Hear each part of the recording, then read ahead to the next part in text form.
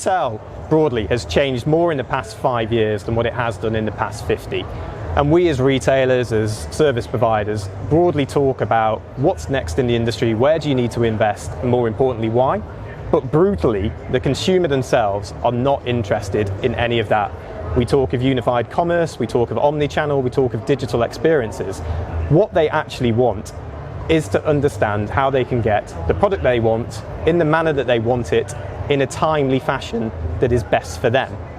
This has been driven by a huge amount of change within the world itself. So we've got Mr. Trump and Boris there at the minute, we've got COVID at the moment, which is causing havoc globally. But if you look at what the consumer wants, they are relentless in their quest to get what it is that they want as quickly, as seamlessly as absolutely possible. If you look at the demise of Toys R Us, if you look at the rise of Alibaba and Singles Day, if you look at the continual drive of someone such as Amazon, those that now survive are the ones that offer the product to the consumer, how they want it, when they want it, in what format they want it as well. And it is absolutely brutal and really imperative that retailers start taking note of that. I've already made a quick quip about COVID. It's also a case that 3 years ago, when I've talked at many other different events, sustainability was never actually on the agenda for any retailer or any organisation to what it is today. And more broadly, CSR is becoming much more important. And that's around the accelerating expectations that consumers have within the industry and what they're demanding around the access to goods and services on a continual basis. So it's not that they don't care about the future of retail. The actual piece for a consumer is that they are creating what that future will be through what they choose to engage with, through the actual issues and rights that they choose to exhibit and to actually want to shop from. So if you look at sustainability as a really strong example of that, those forces that are now being driven into retailers where they have to react, fashion retailers particularly are being acted by this, it's because of the fact that they haven't addressed a changing need and that they've rested on their laurels and actually have taken an unchanging need and not really done anything with it. So ultimately, what we're looking for in this day and age is much greater value and much better excitement, meaning and relevance and authenticity, and how to drive that on a continual basis. For many years, we've all been talking about millennials. Quite happy about that, as I am one, but the brutal reality now is that millennials are old age. We look at the typical guy, myself. I don't shop for me anymore. The brutal reality is I've got a 2.5-year-old at home who I shop for on a continual basis. So he is what I'm now focusing on. So my expectations and my want around the journey and what access that allows has fundamentally changed. And it means that Gen Z are now the newbies in the room. So these guys are anybody born from about 95 to broadly about 2015. So anything from the age of 4 to about 25. And the Japanese have a really interesting kind of take on this. So they call Gen Z neo-digital natives. So we talk about digital natives continually. These guys are the next step. And it's basically that move from someone who's texting and talking about voice to actually moving across to video telephony, and actually film itself. So there's a huge change in dynamic and in construct around what consumers are doing. And these guys in the US alone are nearly 80 million in a demographic, which is a huge number. And you think that they're now at the top range, being 24, entering the workplace for the first time, they're going to have a huge say around how retailers particularly provide goods, services, functionality and new product on a consistent basis. Ultimately, those brands that will thrive over the next few years, and specifically in this year, will be the ones who are well on the way to solving what that challenge will be. Because if they don't, that is the net effect of what will happen to you. So you will become irrelevant. So there's a constant saying that retailers are fearful of change. They definitely are, but they will hate irrelevance even more than what change is itself. So it's really a case of how do you combat this one issue, which is around the fact that consumers are in a constant state of partial attention. I look around today, there's a couple of people in the audience already looking at the phones. Not very good for my style or my kind of speaking confidence at the moment, but it's generally one where instantly you've got about 20 to 30% of your audience attention at any one time. I was sat at home last night with my wife, we were watching a film, both of us, We're on our mobile phone, looking at different things, not even talking. Again, probably a damning indictment of my relationship with my wife as well. But it's very much a case that if you do not crack how best to engage with your audience, irrelevance is what stands in front of you. I'm going to now talk about 6 broad trends and then hand over to Steve. So the first one is around deep retail personalization. So this is something which has been in the industry now for many, many years, but no one has definitively cracked it. What we are seeing though is the rise of direct-to-consumer brands who are really beginning to take the metal by the hand and really push it forward. So Stitch Fix are a great example of that. Direct-to-consumer, they leverage the data that they get to drive greater personalization. They've got various different styles that they can actually do and various different access and gaming that allows them to do that. But what it does enable is the perception of having your own personal stylist, to the point that when people have actually gone to market and researched the company, they are well over and above the thresholds of any of their competitors for customer satisfaction and customer improvement around their current metrics as well. And it's working with deep data, so a lot of algorithms, a lot of understanding, and actually investing in that to really develop an ability to become an outcome-centric business that has the consumer at its heart. The second one is the rise of e-commerce. So again, we talk about automation. The two are intrinsically linked, but basically from discovery to delivery, brands are automating the entire customer journey. And again, D2Cs are a really good example of that. They own that journey from end to end, and they take the middleman out of it. It means that they have the ability to pivot, to test and learn, and to really push the envelope around what it is that they're doing, what that means to their consumers, and therefore what value that they're going to offer, and that perceived value that those consumers are going to take from it as well.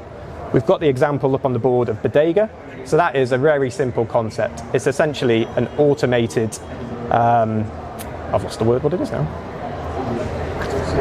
I'm sorry?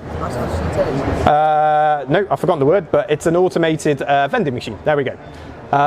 Where you can put it anywhere, anytime. It's available at the touch of an app, and it means that it actually learns for you yourself. So you actually begin to understand from a geolocation perspective what that consumer's doing, where they're traveling, but also more importantly, what they need on a consistent basis, on a daily basis, to fulfill the demands of their lives as well. And that access to goods and services is a key point here, where if you think you're going home on the tube, I'm from London, you can get what you want at the touch of an app and know that it's there and actually automatically fulfill it as well. We've got building emotional bonds as well. So one of my particular favorites, which is Lego, where they have a huge level of engagement and organic engagement from all of their core consumers. So on a monthly basis, they get almost 20,000 unsolicited product development requests coming from children who are in their ecosystem, both as a pull, I would like to see this, but also as a push, you ought to be offering for this.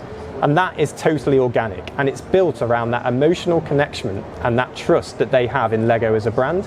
And it means that there is a genuine connection between their core base and what it is that they're offering on a continual basis as well.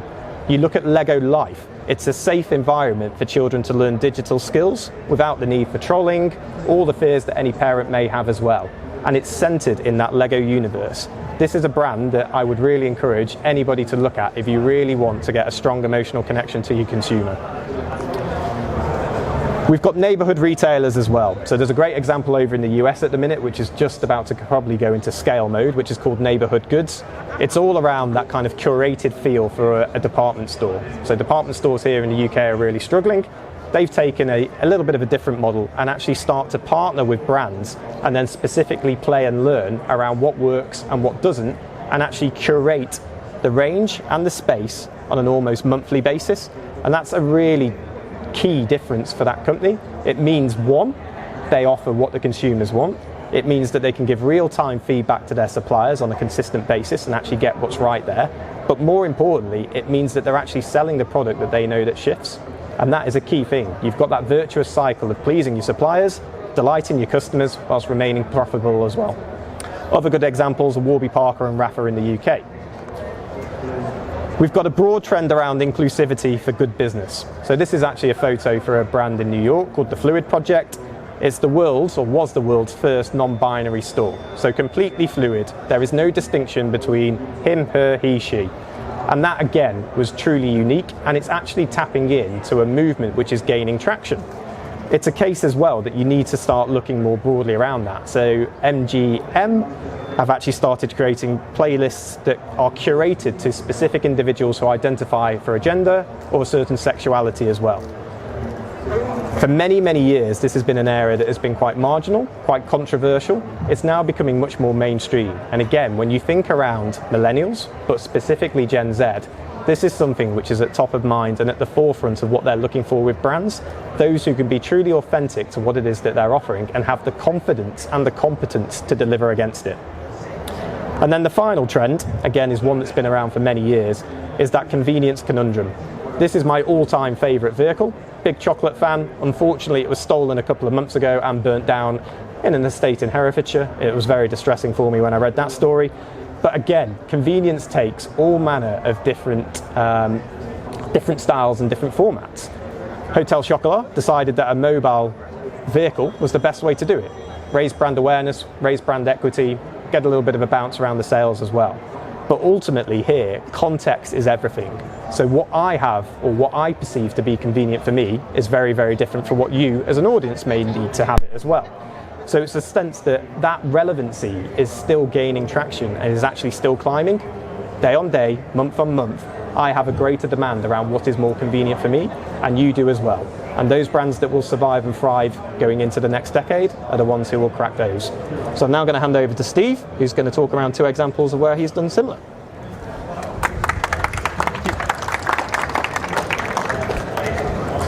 Thank you. So I'm Steve Gatenby. I'm Head of Product at Co-op Ventures. And what I'm going to talk about today is, first of all, open innovation and how companies can utilize open innovation to deliver great products and services to their customers. For people who don't know, open innovation is basically this idea that rather than having to do everything within the 4 walls of your company to deliver services to your customers, you can utilize the ecosystem. You can utilize ideas, business models, technologies from that ecosystem to deliver those services and deliver that value to your customers.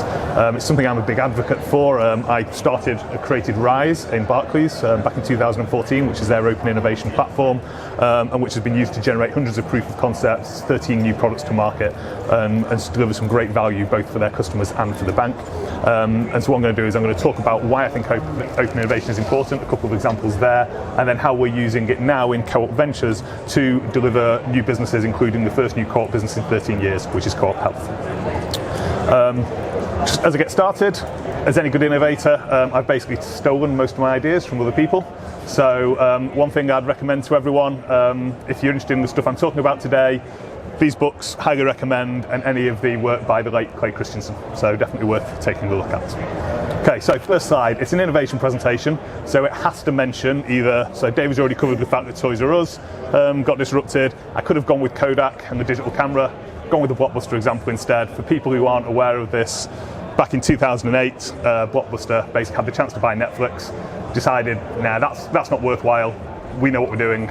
2 years later, Blockbuster are bankrupt and Netflix goes on to be worth $1 billion, or more than $1 billion. I think the interesting thing about this story is a couple of years before this quote, Blockbuster actually were taking Netflix seriously and they were looking at a competitor themselves.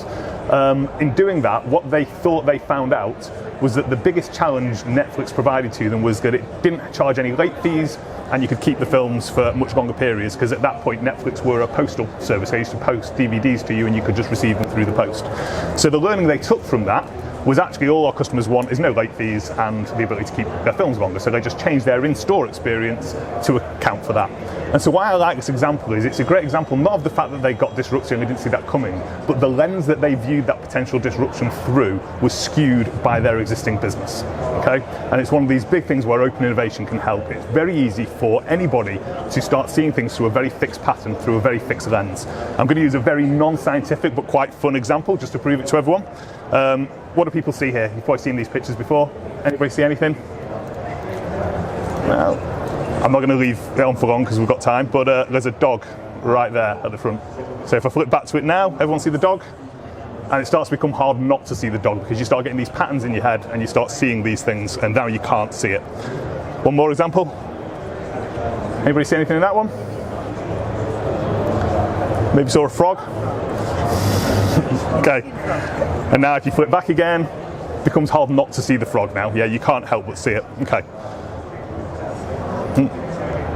Last one. Upside down frog. It's the upside down frog, yeah. Now what often happens is people don't notice that one, and what it demonstrates is that if you see it, it can be a pattern which you can't not see, but then if you just look at it from a different angle, look at it through a different lens, all of a sudden you don't see it, and it helps, again, those patterns which you just naturally create in your brain, if you look at things from different angles, it allows you to look at things in a different way and see things you might have missed before. And what's great about open innovation, thinking back to that Buster example, is you stop seeing things just through the lens of your company, just through those ingrained patterns you've got from being in the film rental distribution business for 30 odd years.